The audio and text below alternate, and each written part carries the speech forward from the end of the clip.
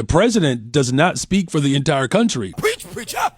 Chicago was voted the best big city in America by Condé Nast 9 years in a row now. Yes. We had some of the largest economic activity in our downtown corridors, where 3.5 million hotel bookings, $900 million in revenue, over $20 billion of full economic impact because of tourism. Damn! Our airports set and broke records 7 times in the summer. Chicago with the lead! This isn't the first time we've seen this. During the Cold War, the Soviet Union portrayed West Berlin as dangerous and decadent in order to keep people afraid and controlled. Does this sound familiar? When you look at Chicago, they war zone. But then the tourists showed up.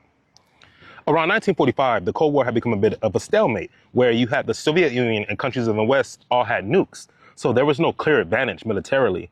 The next goal then became who can capture the hearts and the minds of the people. So the Soviet Union, attempting to capture the hearts and the minds of the people through cultural exchange and tourism, decided to relax its travel restrictions, allowing more people, goods, and information to pass through their borders. However, that would come at a risk.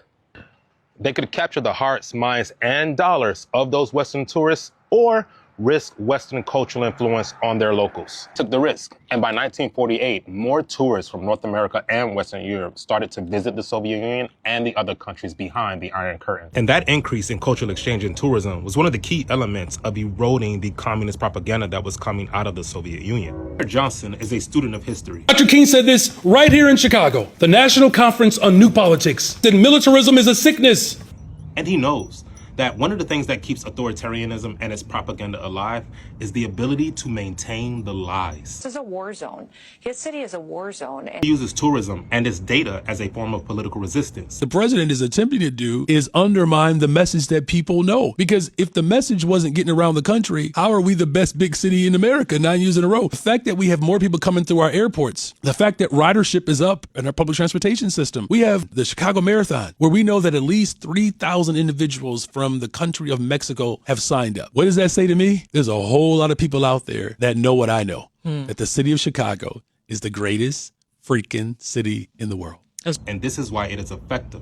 2 examples, the 900 million. That's a demonstration in visitor confidence and shows economic vitality. Example is Condé Nast, a legacy travel publication renowned and respected all around the world. They give you a nod, you're legit. Word of mouth from tourists, tourism data, and social recognition by a legacy media publication become powerful agents against authoritarianism propaganda that's trying to portray Chicago as this war zone desperately in need of military intervention. To Mayor Johnson and the people of Chicago, we're gonna do our part. Y'all keep fighting on.